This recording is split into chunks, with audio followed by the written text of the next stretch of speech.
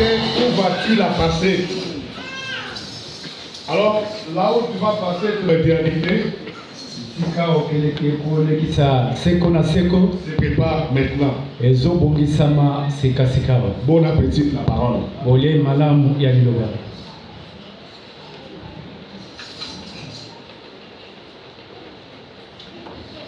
Que le Seigneur vous bénisse. Amen. Nous vous saluons tous. Au nom du Seigneur. Amen. Nous transmettons aussi les salutations de frères de partout.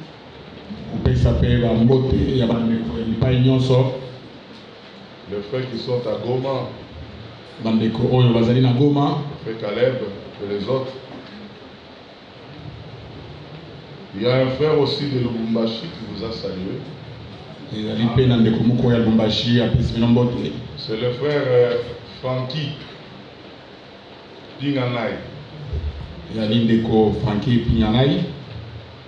sont des frères qui travaillent à Lubumbashi.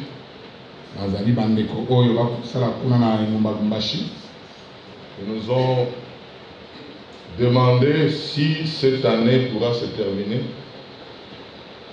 Si ça ne se termine pas, on peut occasionner une visite à Lubumbashi.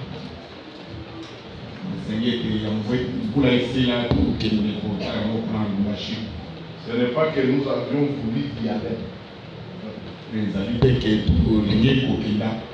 Comme les autres veulent devenir des missionnaires. Oubliant que nous avons un seul missionnaire, c'est Wald Frank. Parce qu'il y a des gens qui s'attribuent toujours l'écriture de Marc 16.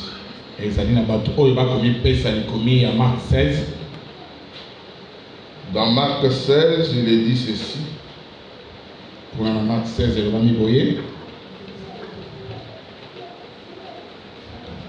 Marc 16. Puis il leur dit, allez par tout le monde et prêchez la bonne nouvelle à toute la création. Celui qui croira et qui sera baptisé sera sauvé. Mais celui qui ne croira pas sera condamné. C'est Jésus-Christ. Quand il s'adressait à aller partout le monde, vous pouvez prendre le verset 14 du même chapitre. Enfin, il apparut aux 11 pendant qu'ils étaient à table. Et il leur reprocha leur incrédulité et la dureté de leur cœur, parce qu'ils n'avaient pas cru ce qu'il avait vu ressusciter. On sous-entend que le verset 15, il s'adressait aux 11. Toi et moi, nous n'étions pas là. Si vous voulez comprendre ce verset, prenez Matthieu 28. Le verset 16. Les 11 disciples allèrent en Galilée. On parle de 11 disciples. Maintenant, posez-vous la question. Cependant que Judas était déjà mort. C'est ça fait qu'il va. Mais pourquoi on dit les 11? C'est parce que il y avait déjà le choix d'eux-mêmes, les apôtres de Matthias, pour remplacer Judas. C'est pourquoi l'Écriture dit que les 11 disciples allaient en Galilée. Mais Judas était déjà mort. Sur la montagne que Jésus leur avait désignée, quand ils les virent, ils adorèrent. Mais quelques-uns eurent des doutes. Comme ils ont eu des doutes, parce que l'Écriture dit quelques-uns ont eu des doutes. Après la résurrection, Jésus s'étant approché, leur parlait ainsi.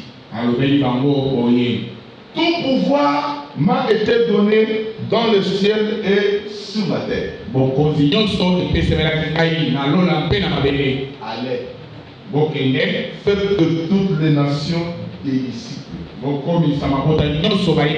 les baptisants au nom du Père, du Fils et du Saint-Esprit,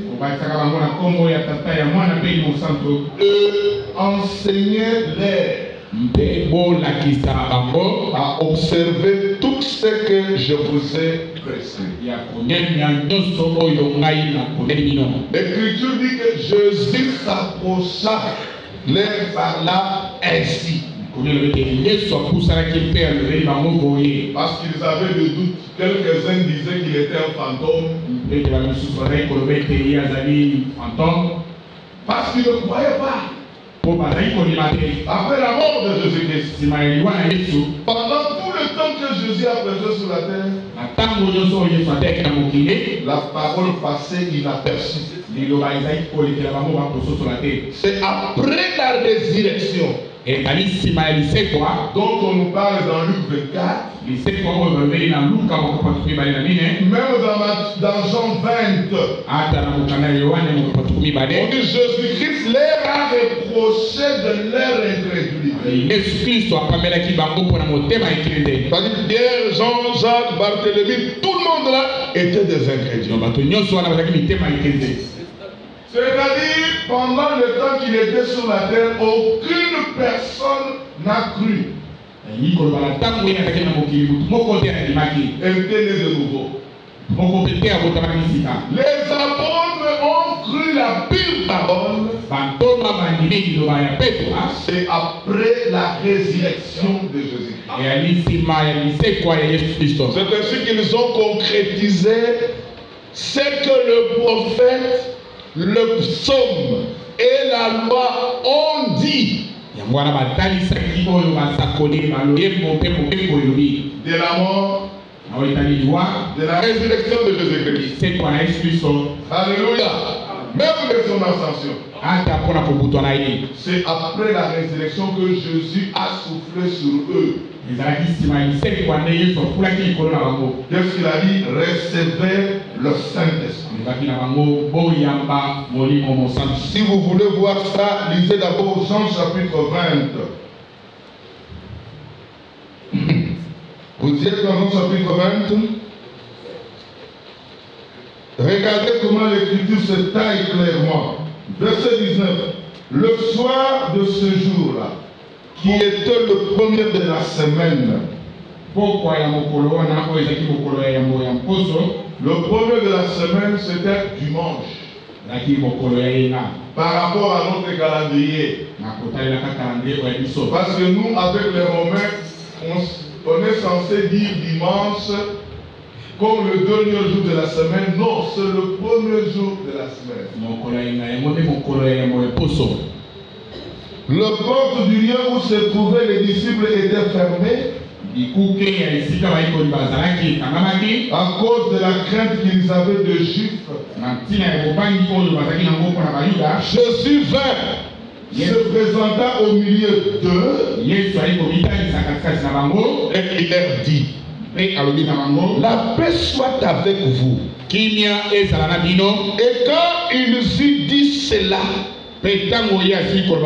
il leur montra ses mains et son côté. Les disciples firent dans la joie en voyant Jésus-Christ. Cependant qu'ils avaient des doutes. Mais quand il s'est approché, ils l'ont vu. Il a montré ses mains et son côté. Et les disciples étaient dans la joie. Jésus leur dit de nouveau, la paix soit avec vous. Comme le Père m'a envoyé, moi aussi je vous envoie. Moi je ne t'ai pas là. Toi tu ne peux pas là. Même tous les gens qui se prétendent être missionnaires aujourd'hui, ils n'étaient pas là. Mais il a envoyé les 11.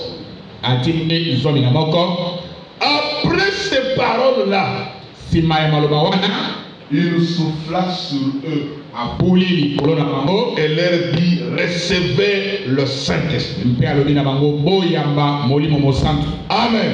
Amen. C'est là que les apôtres ont reçu le Saint-Esprit.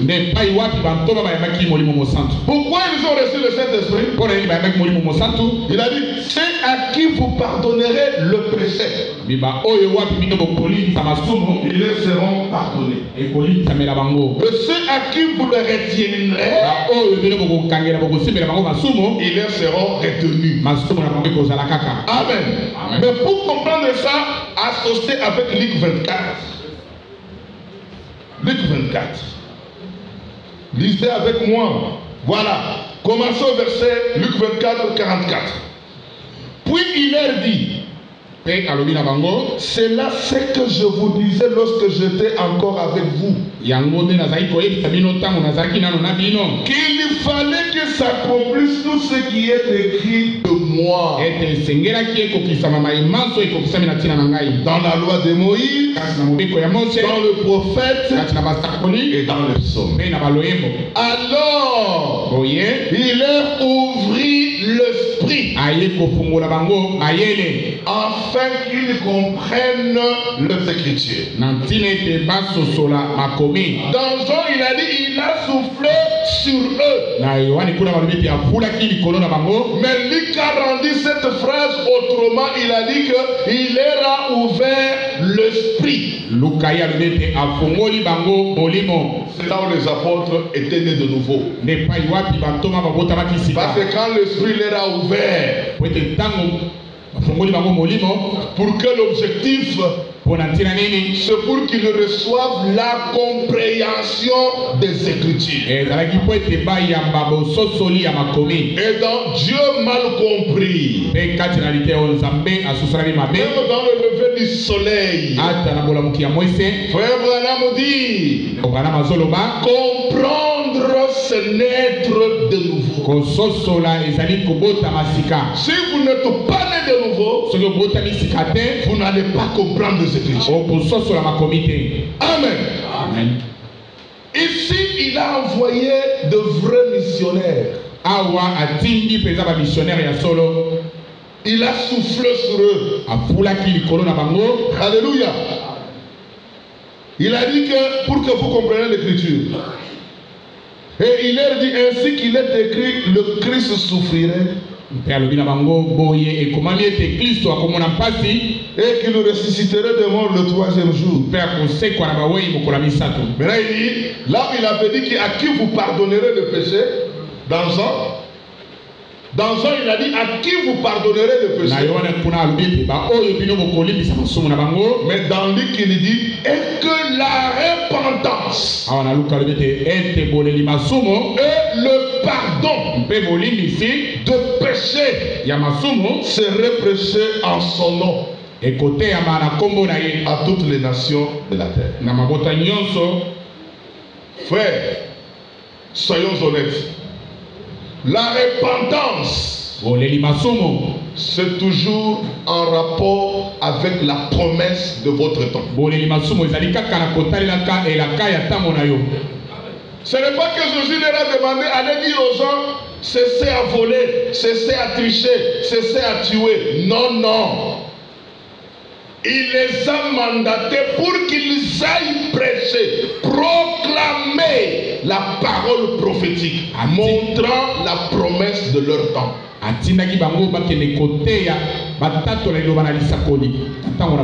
Parce que la repentance, c'est quoi? C'est le regret sincère qu'un homme éprouve quand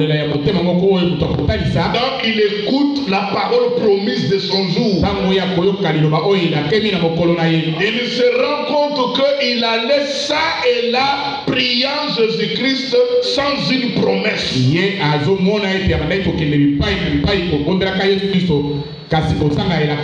quand tu reviens à la promesse, avant de revenir, il doit éprouver une repentance. C'est ce que l'apôtre Paul a dit. Il dit, le Seigneur ne tarde pas dans l'accomplissement de la promesse. Il veut que tout homme arrive à la repentance. Amen. La repentance est toujours en rapport avec la promesse. C'est ainsi que vous allez prendre même acte 3. Avant qu'on présente cette promesse, on a demandé aux gens de se repentir. La repentance. Repentez-vous donc. Convertissez-vous. Afin que vos péchés soient effacés. Et là-bas, on n'a pas dit le péché soit pardonné. Parce que Dieu peut te pardonner du péché, mais Dieu ne peut pas effacer ton péché. C'est là que vous devez savoir. Les appeler. Dieu a pardonné leur péché, mais il n'a pas effacé leur péché.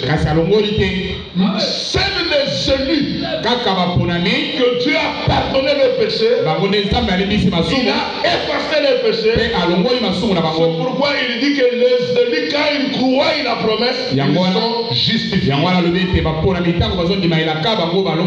La justification, ça veut dire Dieu a effacé ton péché. Amen. Amen. Quand il te regarde, il te considère que toi tu n'as jamais péché. C'est ce que Frère Branham et Frère Frank expliquent. Frère Branham explique ça dans l'union invisible. Frère Frank explique ça dans le christianisme traditionnel. Il dit la justification, ce n'est pas l'acquittement du péché, mais la justification montre que toi tu n'as jamais connu un péché. Dites Amen. Qu'est-ce qui a fait de toi comme ça? Se croyant la promesse de ton jour. Abraham, quand Dieu lui a fait la promesse du fils, il lui a montré même le chemin par lequel le fils devrait venir. Il lui a montré les traces des zodiaques. Il a commencé par la Vierge et il termine par les lions. L'écriture dit qu'Abraham a cru à la promesse et Dieu lui a imputé à justice. Dites Amen. Mais Romains 5 nous dit quoi aussi? Il dit nous sommes réconciliés avec Dieu. Nous sommes en paix avec Dieu. Parce que nous avions la foi dans la parole de la promesse. La vraie foi est ancrée dans la promesse. Et ceux qui ont la promesse de leur temps, ceux qui s'accrochent à la promesse de leur temps, sont nés de nouveau. Ils sont nés par la parole de la promesse. Comme Jésus-Christ était né par la parole de la promesse. Comme Isaac était né par la parole de la promesse. C'est pourquoi Paul dans Galates 4:28, il dit pour vous frères, alléluia, comme moi, comme vous, enfants de la promesse. Parce que nous sommes nés par la promesse. Que le Seigneur vous bénisse. Est-ce que vous êtes contents? C'est comme ça. Les apôtres ont reçu le Saint-Esprit. C'est après la résurrection de Jésus-Christ.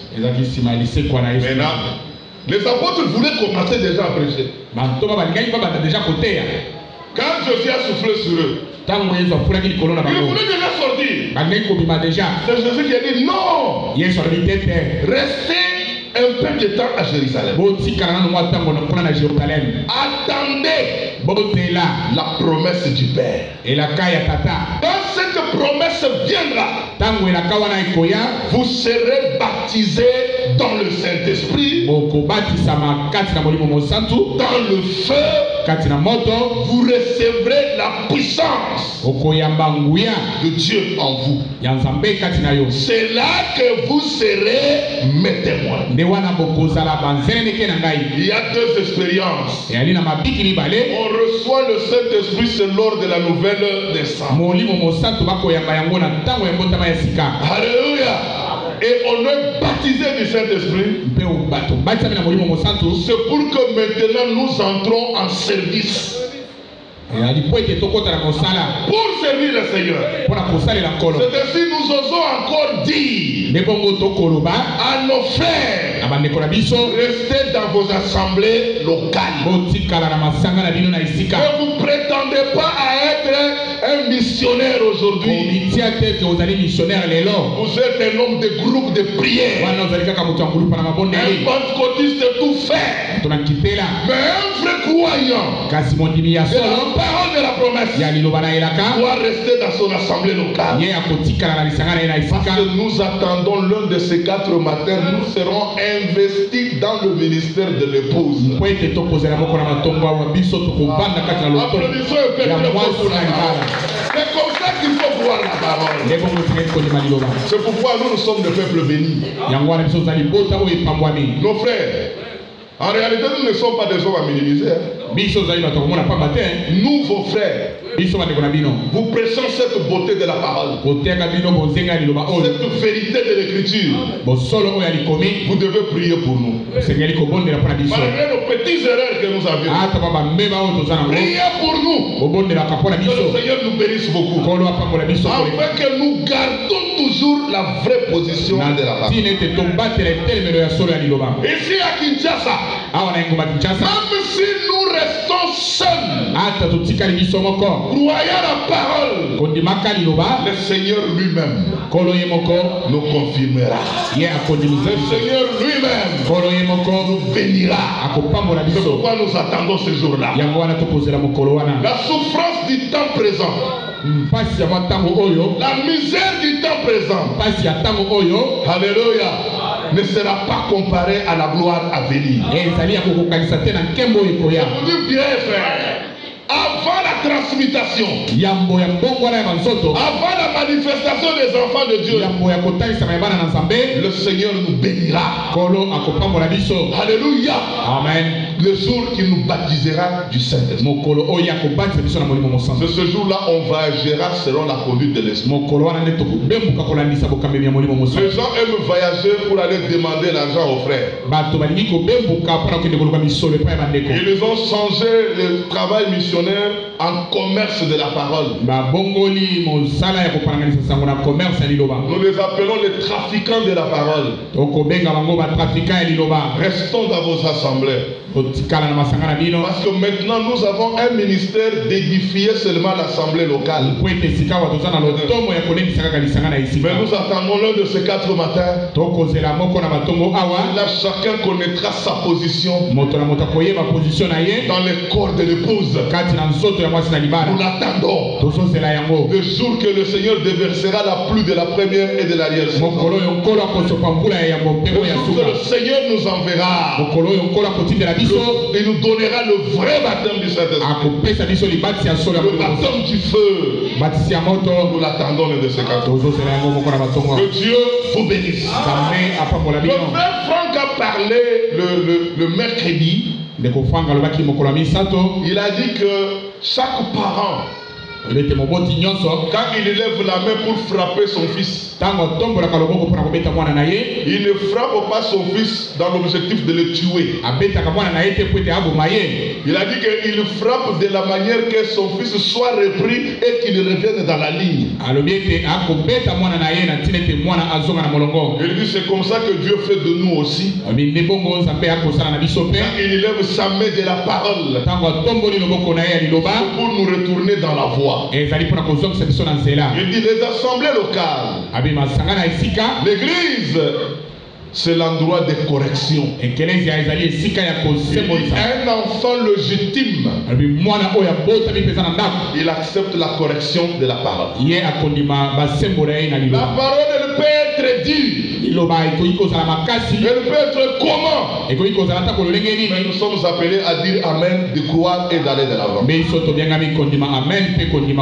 là où William Marion Branham a dit aussi que quand un militaire va dans la guerre avec son arme, quand il arrive qu'il tombe un peu, il dit il ne peut pas rester tombé. Il doit se relever. Il doit enlever la poussière. Il doit prendre son arme. Et il va aller de l'avant dans la guerre. Nous ne sommes pas là pour nous condamner les uns les autres. Nous sommes là que chacun doit voir par où est-ce qu'il est tombé. Mais ne restez pas tombé.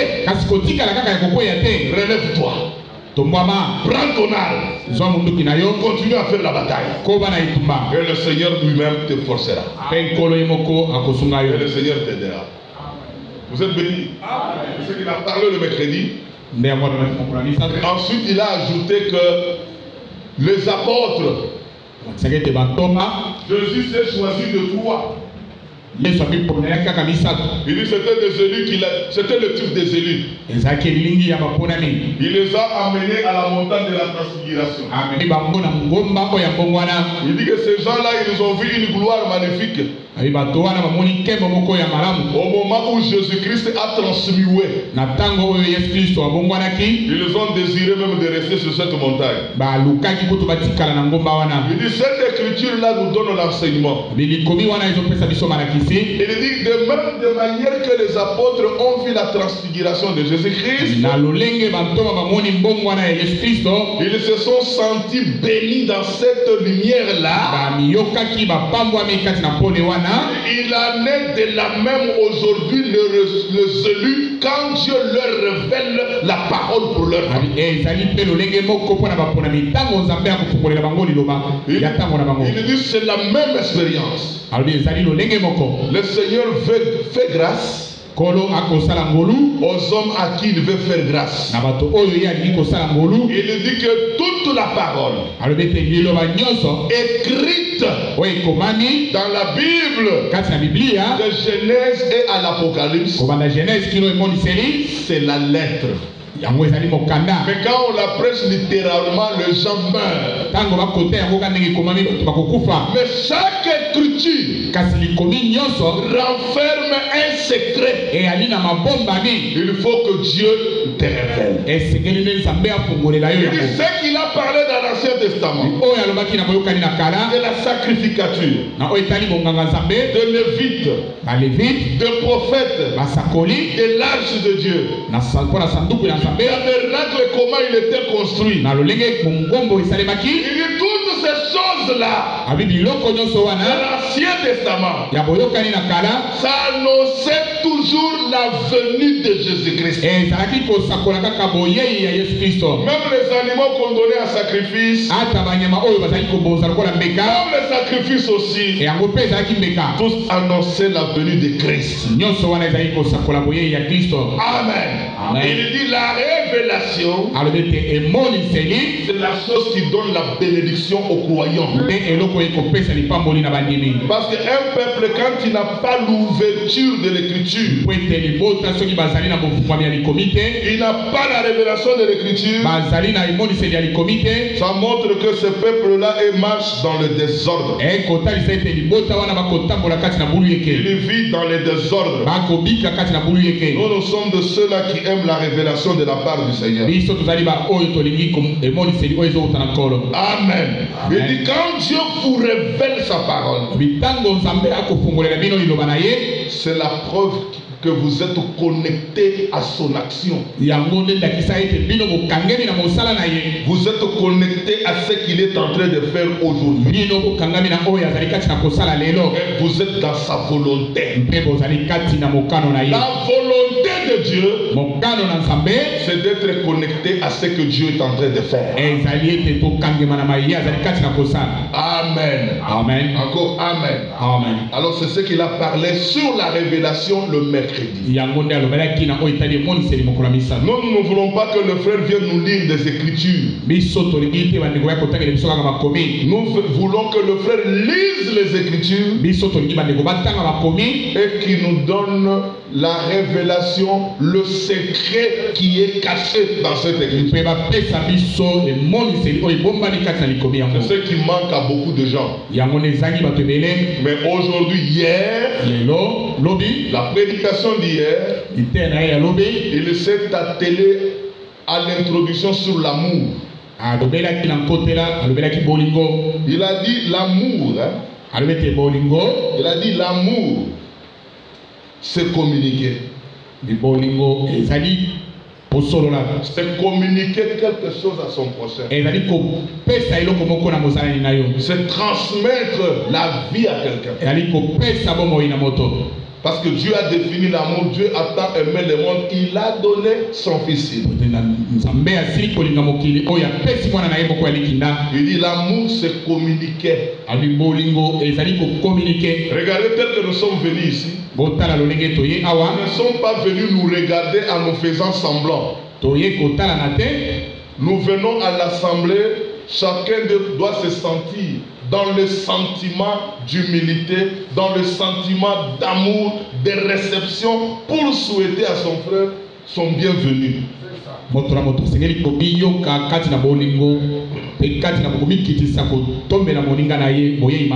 vient jamais à l'assemblée avec le visage renfort. Non, non. On vient dans la joie. Quand tu vois ton frère, tu vois ta soeur, nous devons toujours avoir des comportements de joie. Vous savez, l'écriture dit qu'il est doux et agréable à deux frères de demeurer ensemble. Nous ne venons pas ici pour régler nos problèmes, non. S'il y a des problèmes à régler, il faut le régler à la cité. Mais ici on vient écouter la parole ensemble. Que le Seigneur vous bénisse. C'est comme ça Dieu fait des choses. Le plus beau et le meilleur qu'on doit faire, quand on se retrouve, c'est louer l'amour de Dieu. Alléluia. Regardez frère Kefa ici. Quand vous le regardez, vous dites que quand Kefa était monsieur Kefa, mais à 7 heures, il ne pouvait pas être ici. Il pouvait être même un chef coutumier quelque part. Il pouvait être même dans la cité, dans la guendaille, dans la boisson, dans les histoires. Mais c'est l'amour de Dieu qui a fait que moi et lui, que nous écoutions la parole. Dites amen. C'est l'amour de Dieu qui a tu sois là-bas. Hein, mon frère. C'est-à-dire que toi, ta présence ici, ce n'est pas moi. C'est l'amour de Dieu. Parce qu'à cette heure, on devrait être des féticheurs. On devrait être même au stade. On devrait être même dans la musique du monde. Mais qu'est-ce qui a fait qu'aujourd'hui je viens m'asseoir pour écouter les oracles de Dieu? C'est l'amour de Dieu. C'est pourquoi quand nous sentons, nous disons l'amour de Dieu est plus grand. Si on se met même à écrire cet amour. Alléluia. Si on se met à écrire cet amour, on dit les livres ne peuvent pas contenir. Même l'encre du stylo va terminer. Mais l'amour nous surpasse. Est-ce qu'on peut chanter ça? Est-ce qu'on peut retrouver ça? Ça y est dans le recueil. Cherchez ça, l'amour de Dieu. Cherchez ça. On sent ce cantique, l'amour de Dieu. Commencez d'abord l'amour de Dieu. Et merveilleux. Chantez ça. Chantons ça, on tape le main. Nous sommes venus chambre pas pour dormir. C'est pour l'amour du Seigneur. C'est pourquoi adorons Dieu. Louons le Seigneur. Élevons la grâce de Dieu. C'est la grâce de la miséricorde. Mon ennemi, toko kiko, imorale, ekipesa, ekolomi, ekipipe, oh ilo ele, mokweye, zame akami, oh atomi mwana, mosomoke, alingisima, oyemba boliko bolimwasame, metoni bosi, ezalikaso kazi, ekoyembama, ekonaseko, nawasamoseka. Alléluia. Je vois que vous êtes froid. Vous êtes trop froid. Nous ne comprenons pas pourquoi. Et pourtant, il faut louer l'amour de Dieu. C'est la miséricorde qui nous amène ici. C'est la plus beau chose que Dieu a fait. Chanter pour l'amour. Pour l'amour de Dieu. Pour la grâce de Dieu. Adorer le Seigneur. C'est pourquoi dans Psaume 103, le croyant doit toujours être reconnaissant. C'est-à-dire nous devons manifester la reconnaissance envers le Seigneur parce qu'il nous a aimés. Dites Amen. Parce qu'il nous a aimés. Amen. Et comme il nous a aimés, il a envoyé son fils. C'est pour que nous ayons la foi et la victoire pour vaincre le monde. Pour vaincre le monde. S'il n'y a pas la vraie foi, il n'y a pas la victoire, il n'y aura pas de victoire. C'est ce que le Seigneur a fait sur la terre. Et après, il a continué avec la parole prophétique. Il a montré que Jésus s'est manifesté en tant que fils de Dieu. En tant que fils de Dieu, là il est le sauveur de l'humanité. Dieu a tant aimé le monde, il a donné son fils unique afin que quiconque croit en lui ne périsse point, mais qu'il ait la vie éternelle. Amen. Là c'est en tant que fils de Dieu. Il dit en tant que fils de l'homme. C'est comme ça il s'est présenté au milieu de sept chandeliers. Suivez l'homme de Dieu. Il dit c'est comme ça il s'est présenté au milieu de cette chandelier. Parce que dans chaque âge, il y a 7 âges. Dans chaque âge, les croyants reçoivent la parole du Fils de l'homme. Et qui dit parole du Fils de l'homme, c'est la parole prophétique. Et la parole prophétique, c'est la parole qui présente toutes les promesses de votre temps. Et en soulignant aussi l'une qui est la promesse du Père. Et l'homme de Dieu a dit, nous avions déjà escaladé tous les 7 âges. Nous avons déjà tout terminé. Maintenant, aujourd'hui, au niveau nous sommes. Et nous sommes en pleine écriture de Luc 17:30. Il dit ce qui était arrivé du temps de Noé. Ce qui était arrivé du temps de Lot. Il dit ça va se répéter. Au moment où le Fils de l'homme sera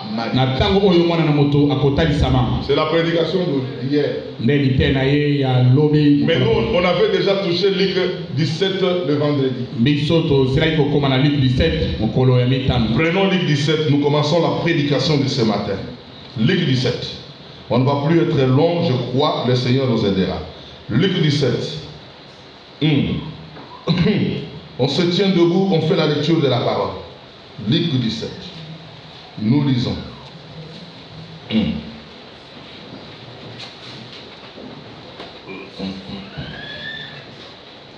On respecte la parole quand on se dit, on se tient debout. Nous faisons la lecture de la parole.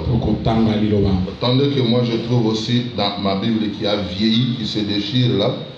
Ok, Luc 17. Je suis là. Regardez, nous commençons à partir du verset 27. Les hommes mangeaient, buvaient, se mariaient et mariaient leurs enfants. Jusqu'au jour où Noé, entrant dans l'arche,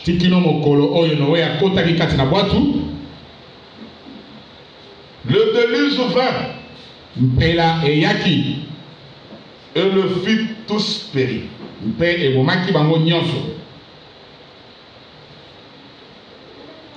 Ce qui arriva du temps de Lot arrivera pareillement. Les hommes mangeaient, buvaient, chantaient, vendaient, plantaient et bâtissaient. Mais le jour où Lot sortit de Sodome, il n'y eut plus de feu et de soufre tombé du ciel. Et le fit tous périr. Il en sera de même le jour où le Fils de l'homme paraîtra. Que Dieu bénisse la lecture de sa parole. Asseyons-nous. Il dit, il en sera de même le jour où le Fils de l'homme paraîtra. Beaucoup de gens ont pris cette écriture pour montrer que l'apparition dont on parle ici, c'est la seconde venue. Le jour que Jésus-Christ viendra dans sa seconde venue. Non, cette écriture a été mal rendue. Lisez un peu dans Darby, le même verset.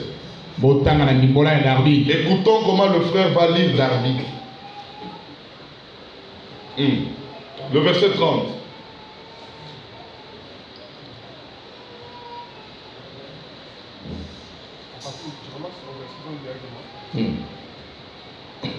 Lis seulement le verset 30.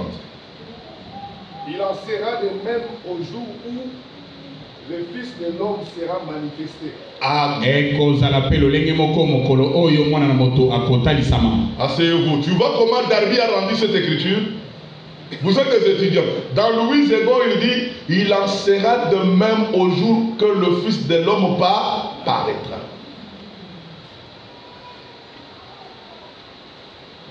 Mais Darby lui a dit, il en sera de même le jour que le Fils de l'homme sera manifesté. Qui a compris la différence? C'est pourquoi nous vous disons que tu peux avoir la Bible écrit en Louis II. Pensant que tu lis les Écritures, tu expliques les Écritures, mais tu tapes à côté. Parce que la Bible, c'est une tradition que nous avons. L'original, le Nouveau Testament était écrit en grec. L'Ancien Testament était écrit en hébreu. Mais nous avions des traditions que les hommes intelligents ont écrites. Ils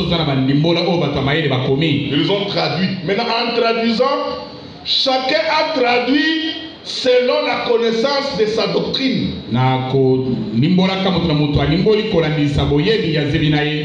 C'est pourquoi Dieu, dans sa miséricorde, il a fallu qu'il envoie un prophète. Et après le prophète, Dieu a envoyé le docteur. Quand on dit il en sera de même le jour que le Fils de l'homme sera manifesté, ça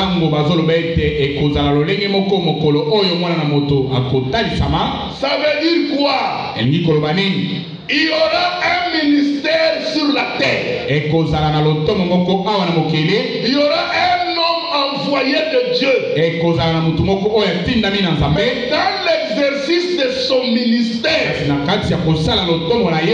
les gens verront la manifestation du Fils de l'homme. Les gens verront Jésus-Christ en tant que Fils de l'homme se montrer aux gens. Parce que du temps que Jésus était sur la terre, il était Fils de Dieu. Ça veut dire il était Dieu lui-même dans la chair humaine. Il est venu pour l'objectif de verser le sang et de sauver les âmes. Premier élément. En tant que fils d'Abraham, parce que Jésus-Christ c'était lui la semence d'Abraham qu'on avait promis à Abraham dans Genèse 15. Dites Amen. En tant que fils de l'homme, Jésus-Christ, il avait discerné le pensée devant André, Philippe, Nathanaël et Pierre. Vous comprenez ça? C'est Jean chapitre 1, à partir du verset 40 jusqu'à la fin. C'est pourquoi Philippe a dit à Nathanaël, j'ai rencontré quelqu'un dont la loi et les prophètes ont parlé. Nathanaël a dit, il est d'où? De Nazareth. Nathanaël a dit, est-ce que de Nazareth peut-il sortir quelque chose de bien? Nathanaël a dit, est-ce que pour Nazareth, son frère lui a dit, viens et vois. Et beaucoup de monde ont pris ça, viens de voir, devient une église. Non, non. C'est Philippe qui a appelé son frère. Viens toi-même. Que tu vois ce que la loi et les prophètes ont dit. Quand Nathanaël est arrivé, Jésus lui a dit, voilà un Israélite en qui il n'y a pas de fraude.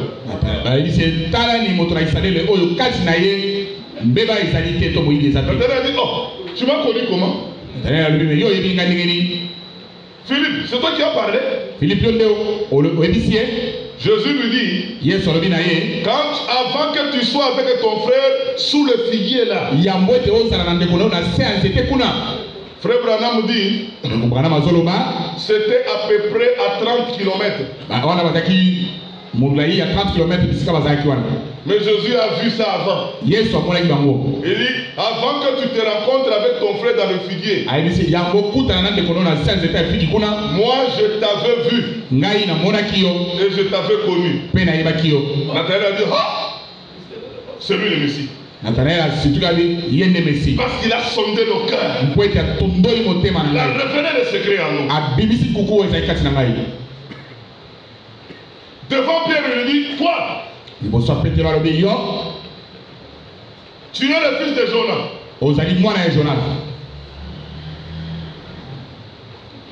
Comment tu as connu ça?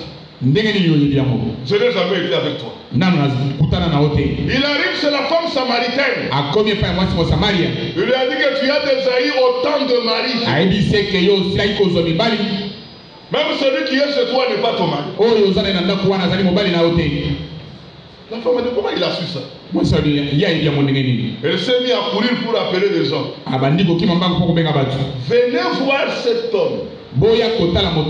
Parce qu'il m'a dit tout mon secret. Je ne connais pas d'où il a reçu. Est-ce que ce n'est pas le Messie qu'on attendait? Les gens sont venus. Ils ont entendu. Ils ont vu. Ils ont dit à la femme, femme, ce n'est pas toi qui nous as prêché. C'est nous-mêmes. Nous avions entendu. Et nous avions vu. Et nous croyons. Amen. Vous comprenez ça? Dans Jean 6, après le discernement, après la guérison divine, Jésus a donné la parole de la vérité en ce jour-là. Qu'est-ce qu'il a dit? Dans Jean 6, je vais vous dire ouvertement, celui qui ne mangera pas de mon corps et qui ne boira pas de mon sang, vous comprenez? Il n'aura pas la vie éternelle. Et je ne le ressusciterai pas. Ils ont dit, mais il veut nous faire nous des vampires ou bien des cannibales. Mais il est encore jeune. Pourquoi il doit dire des choses comme ça? Ils ont murmuré. Jésus dit que vous murmurez. Parce que je vous ai dit ça. Mais attendez, quand vous verrez encore le Fils de l'homme que vous voyez monter et retourner d'où il était venu. C'était l'enseignement, la révélation de la parole. William Marion Branham, il dit ceci. Dans la parole faite chair. Il dit quand Jésus disait que manger son corps et boire son sang, il dit cette écriture était restée comme ça jusqu'à mon temps. C'est seulement aujourd'hui que manger son sang, manger sa chair et boire son sang, c'est croire la parole de la promesse. C'est croire la parole faite chair. Jésus était la parole faite chair. La parole ouante. Il dit même nous aussi. Ça c'est la prédication d'aujourd'hui. Même le dimanche passé. Frère Franck répète la même chose. Il dit l'un de ces 4 matins, nous aussi, nous serons la parole au fait chair. Amen. Encore amen. Parce que nous entrerons dans l'action finale. Que nous attendons les apôtres. Les gens ont besoin de voir les apôtres. Ils ont besoin de voir le vrai serviteur. Nous verrons le vrai serviteur ce jour-là, accomplissant la parole de Dieu. Comme Jésus était la parole faite chair, l'Église aussi sera la parole faite chair. Amen. Amen. Vous êtes bénis? C'était ça, le Fils de l'homme. Maintenant, Jésus prophétise. Il dit ce qui s'est passé du temps de Noé. Même du temps de Lot. Ça va se répéter. La même chose. Alléluia. Le jour que le Fils de l'homme sera ça veut dire le jour que la parole prophétique sera présentée.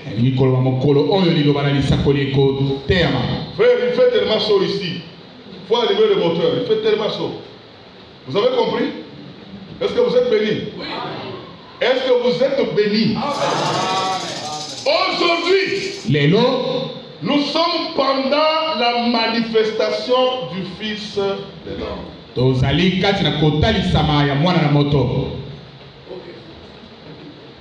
Et c'est vrai? Parce que la parole prophétique est prêchée. Dans 2 Pierre, qu'est-ce qu'on vous a dit là-bas? Vous faites bien, frère, de tenir à la parole prophétique. Lequel est une lampe qui vous éclaire dans le lieu obscur. Dites amen. La parole prophétique, c'est la parole de la promesse. La parole de la promesse, c'est une prophétie de l'écriture qui a un temps de son accomplissement. Quand il n'est pas encore accompli, on l'appelle la promesse. On l'appelle la parole prophétique. Quand cette prophétie s'accomplit sur vous, vous devenez la parole faite. Mais applaudissez-vous la parole du Seigneur. C'est ça la vérité. Ce n'est pas seulement Jésus qui était la parole faite chair. Nous aussi, nous y serons la parole faite chair. Parce que l'époux doit être égal à l'épouse. Et l'époux et l'épouse seront un.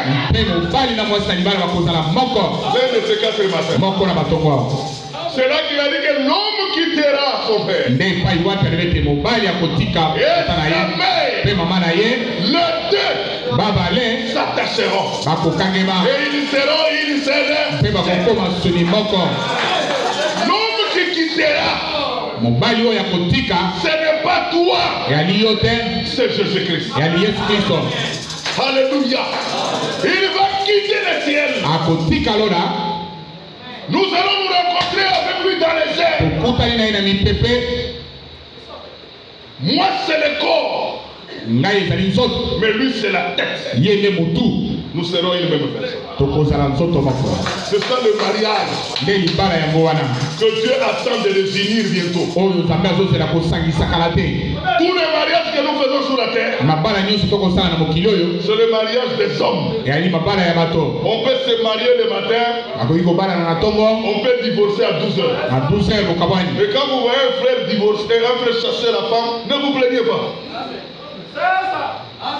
Bénissez le Seigneur. Louez Dieu. Parce que c'est une écriture. Une femme te tue, on la garde pas. Une femme impolie, on la garde. La femme doit être soumise. Et l'homme doit aimer ça. Pas une femme qui tape son mari. Vous les femmes, vous avez l'habitude de taper les hommes. Dieu n'a pas dit ça. Il ne faut jamais taper ton mari. Une femme qui agit comme ça, il faut chasser. La mettre dehors. La femme doit avoir un comportement de soumission, de douceur, de calme. Amen. Il dit ce qui était arrivé du temps de Noé. Est-ce que vous connaissez ce qui était arrivé du temps de Noé? C'est dans Luc 17, c'est pas après Placide. Et dans la Luc 17. Bon, entrons maintenant voir ce qui s'était passé du temps de Noé. Genèse 6. Allons dans Genèse 6. On voit ce qui s'est passé du temps de Noé. Parce qu'il a dit que ça va se répéter la même chose le jour que le Fils de l'homme fera quoi? Il sera manifesté. Alléluia. 6. Lorsque les hommes eurent commencé à se multiplier sur la face de la terre, et que les filles leur firent nées,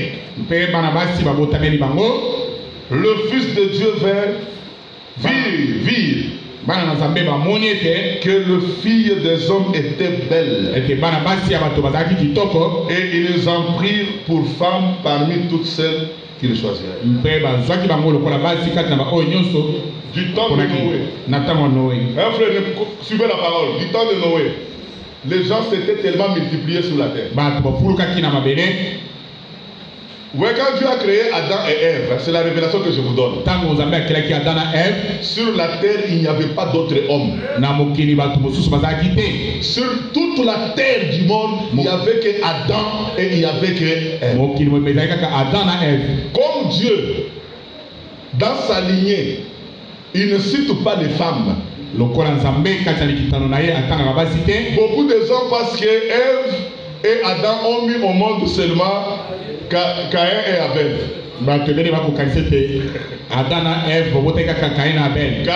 Adam et Ève ont mis même des filles au monde. Parce que la manière de Dieu, il compte la femme en dessous de son mari. C'est comme une femme quand vous êtes chez tes parents, tu étudies, tu fais partie de la famille de ton père. Mais quand le mari vient, tu es directement détaché de ton père. Tu vas occuper maintenant la place du côté de ton mari. C'est pourquoi tu dois porter le nom de ton mari. Tu étais Kapinga, Moulomba t'épouse, tu deviens Kapinga, Moulomba. Vous comprenez ça? On ne te compte pas. C'est ça la manière de Dieu de la Bible.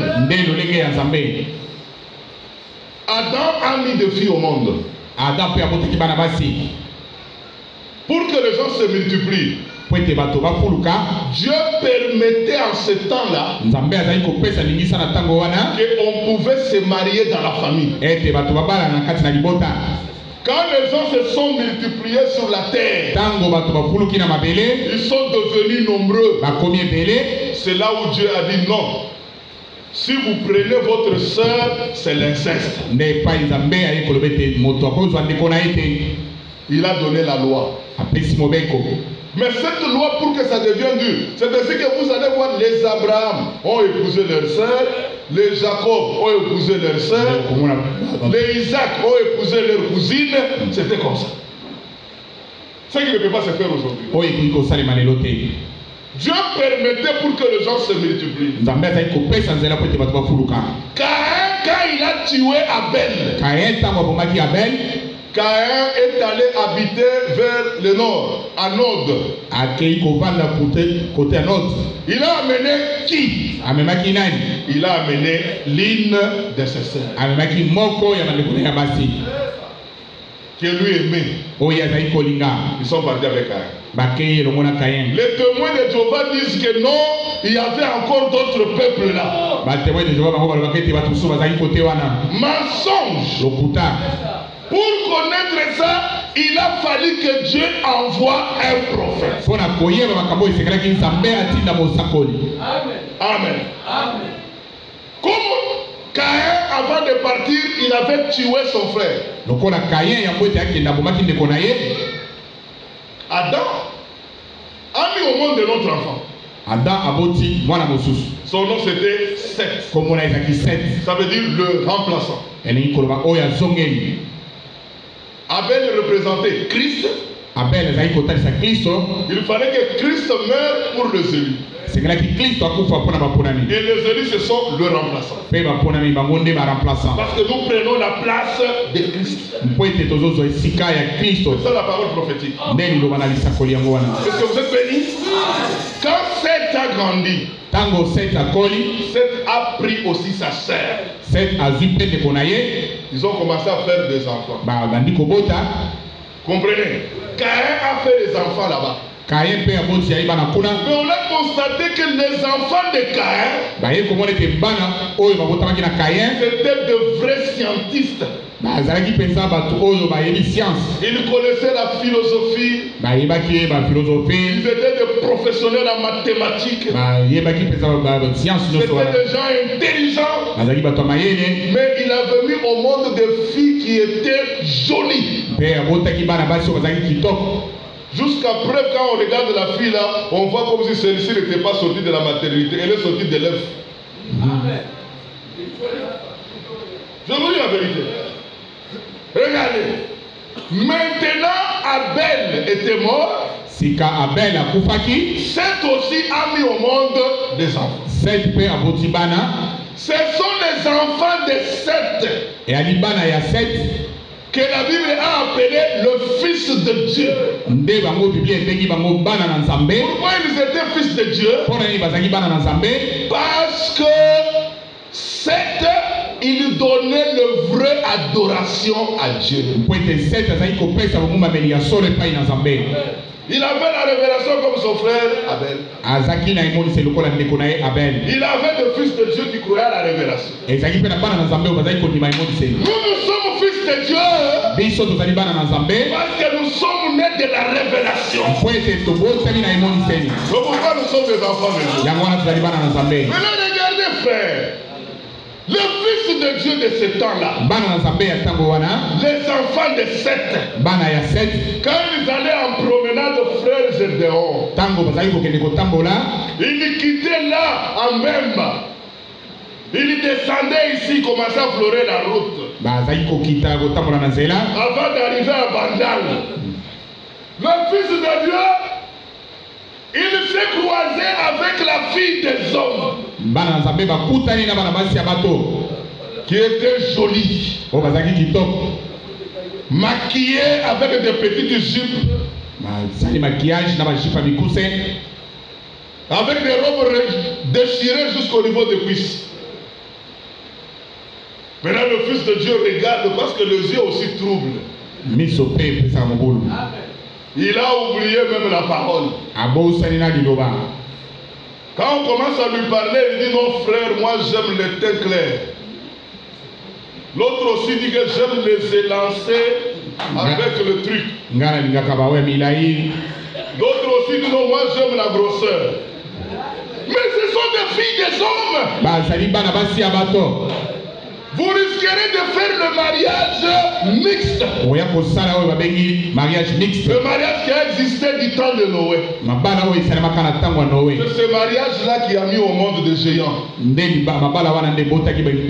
À cause de cela, Dieu a dit non, non, non, non, non, non. Je ne peux pas laisser la semence de Caïn se multiplier. Il faut que j'arrête ça.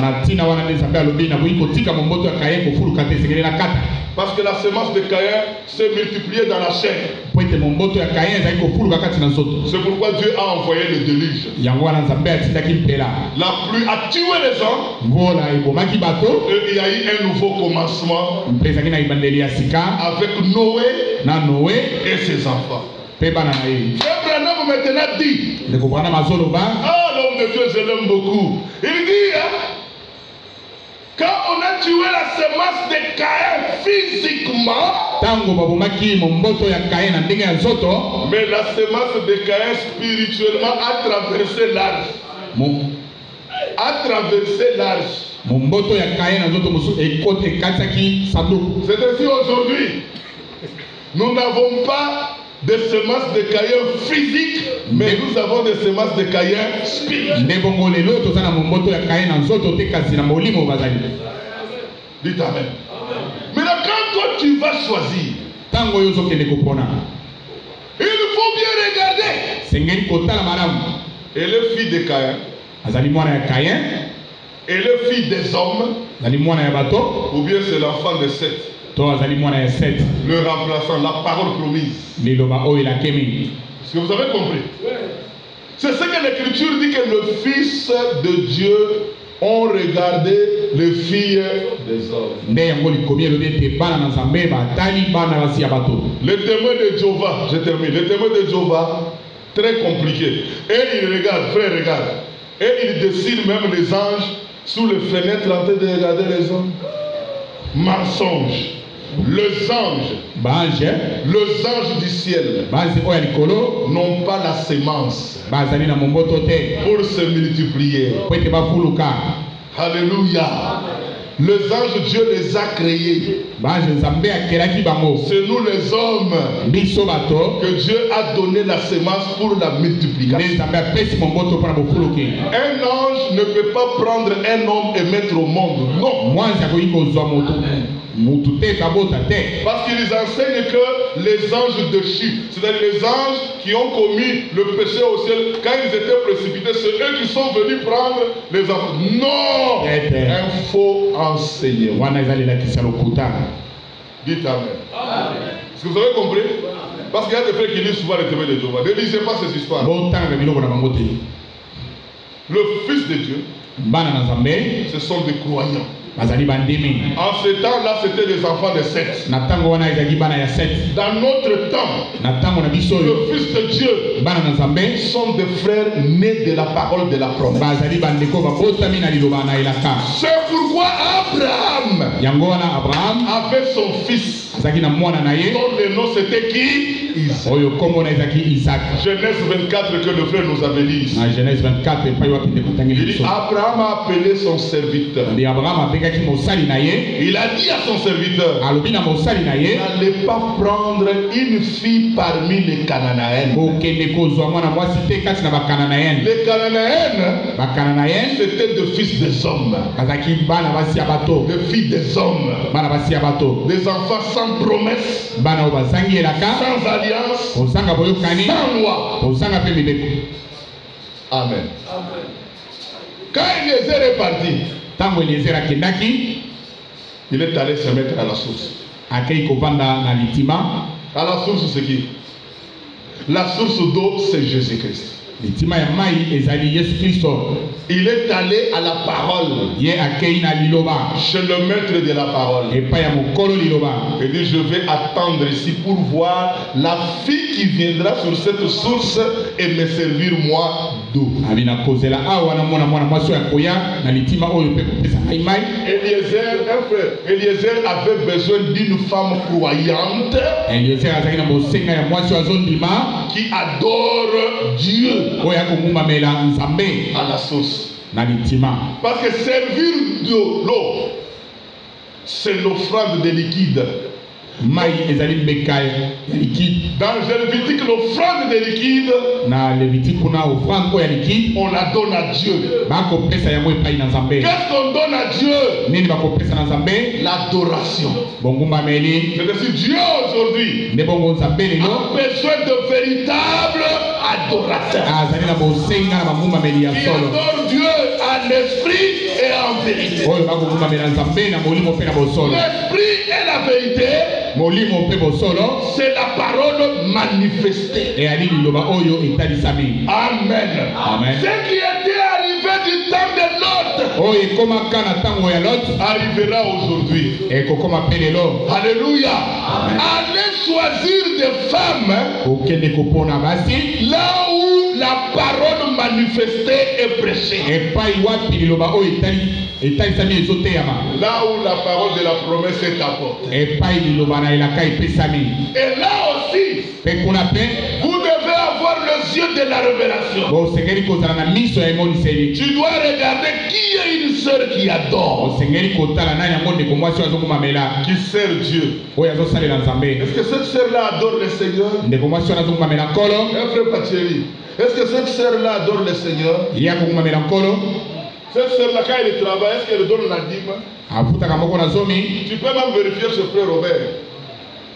Si elle ne donne pas la dîme, oubliez-la. Parce qu'elle n'adore pas le Seigneur. Est-ce que cette femme-là, elle écoute bien la parole de Dieu? Approche-toi à côté d'elle. Commencez un peu à parler sur la parole. Tu verras sa réaction. Mais toi, au lieu de choisir dans les enfants de la promesse, parce que l'écriture, on nous a déjà alerté ce qui était arrivé du temps se répète encore aujourd'hui. Mais nous, on va porter le choix à Canaan. C'est le fils des hommes. C'est pourquoi nous avons ce qu'on appelle le mariage mixte. Dieu n'aime pas ce mariage-là. Parce que quand toi tu es croyant, tu vas amener une femme païenne qui ne connaisse pas Dieu.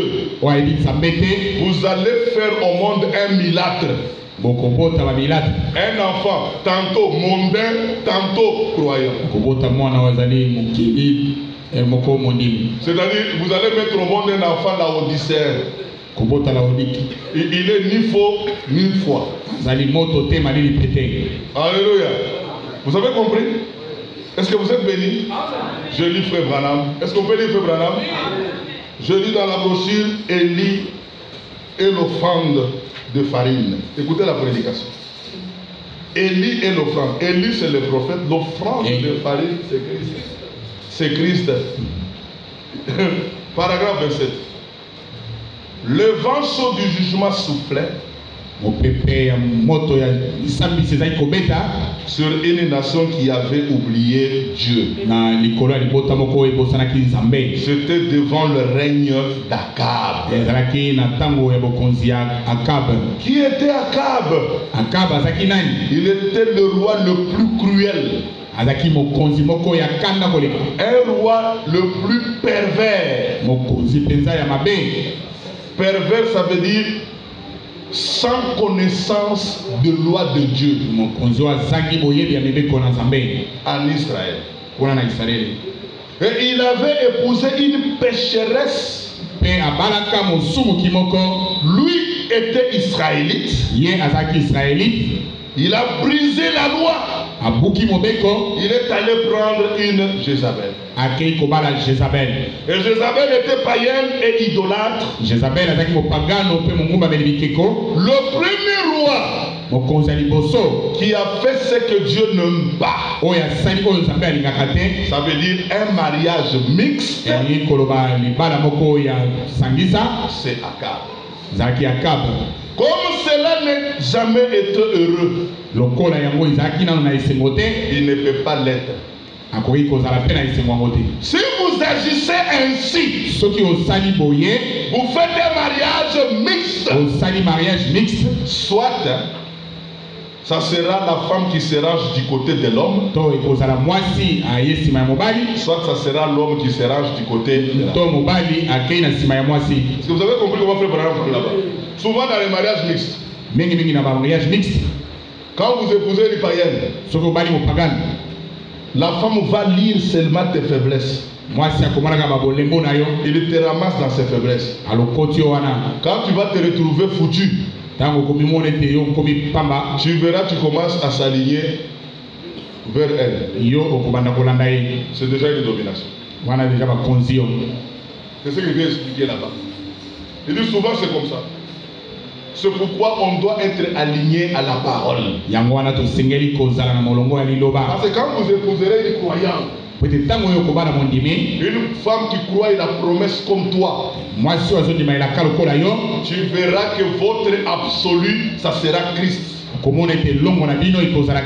à chaque fois qu'un problème arrive à la maison, vous allez le trancher selon la parole. Il ne faut pas aller trancher des problèmes comme on l'avait fait la fois passée. Est-ce que vous comprenez ça? Je n'ai pas dit que ce qu'on a fait c'était mauvais. C'était bien pour appliquer la rigueur. Mais un mariage des enfants de Dieu, on ne demande jamais les amendes. Les amendes ont intervenu parce que nous avions trouvé qu'il y avait une partie païenne. Il faut que la partie païenne se discipline. Est-ce que vous avez compris? Mais que ça ne soit pas ainsi chez les croyants. Nous, on doit trancher avec la parole. La sœur, elle a fauté. Elle doit reconnaître sa faute. Elle ne peut pas nous demander, nous, le pardon, mais doit demander à son mari le pardon. Celui que tu avais offensé. Dites Amen. Encore Amen. C'est comme ça que les choses doivent se faire. Tout ça nous est arrivé parce que nous-mêmes, nous nous sommes comportés mal. Il y a un adage. Bon, je ne sais pas si on peut l'intervenir. Un adage. On a toujours dit que la chose ramassée dans les sables, ça se termine aussi où? Et quand ça se termine dans les sables, maintenant on veut arranger selon la parole. On recommence dans la parole. Est-ce que vous comprenez? On recommence dans la parole. Et quand on recommence dans la parole, on met les jalons de la parole pour que le pire ne nous arrive pas.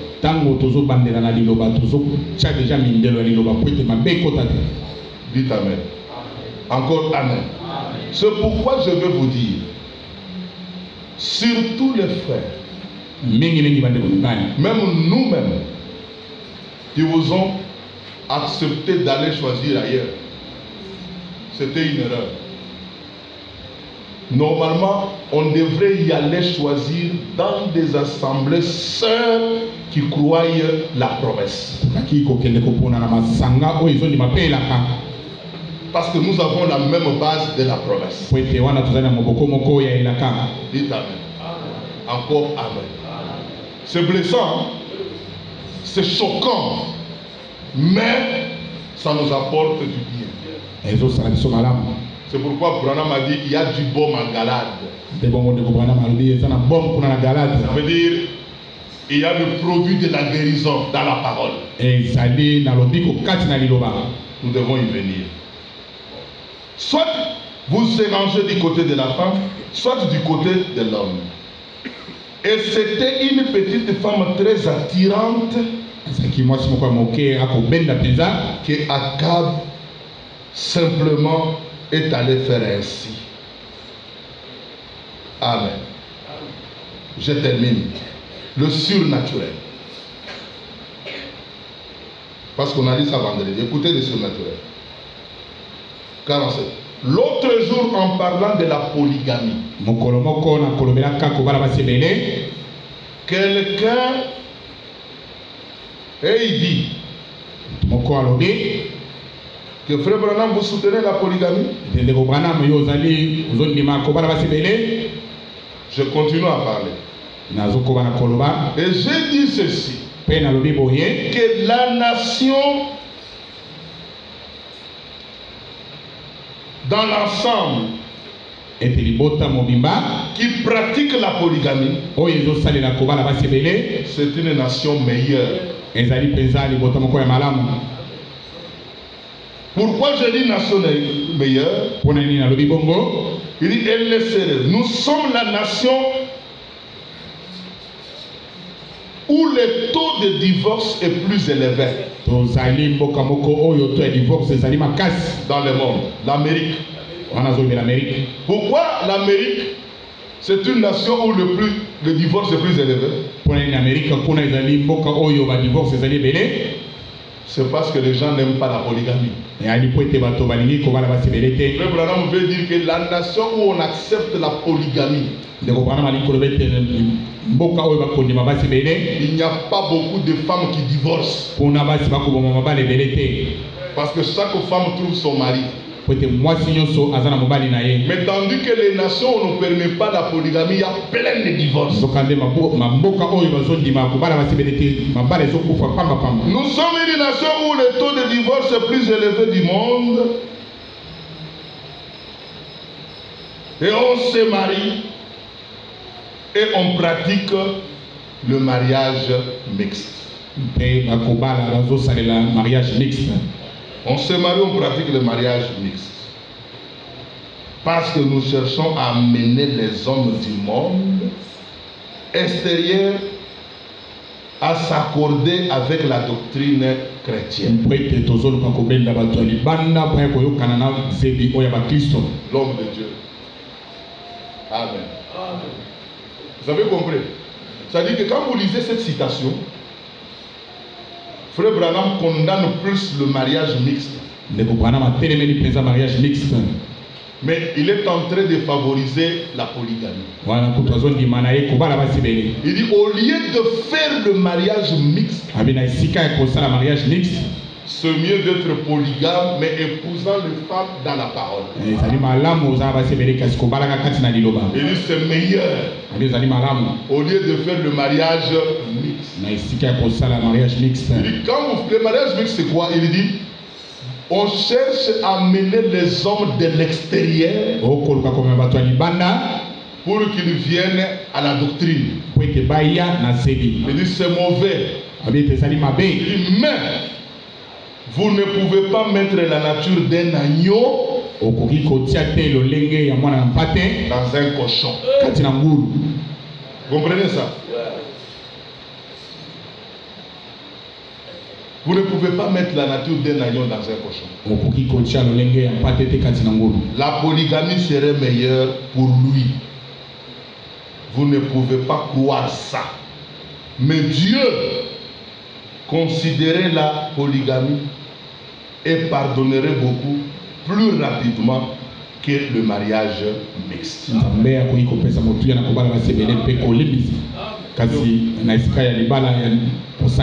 Est-ce que vous avez compris? Deux fois vous condamnez la polygamie. Oh, ce n'est pas bien. Ah, c'est la chair. Mais le mariage mixte, c'est ce que Dieu n'aime pas. Dieu aime le mariage, le croyant avec le croyant. Je ne dis pas seulement que les croyants sont ici.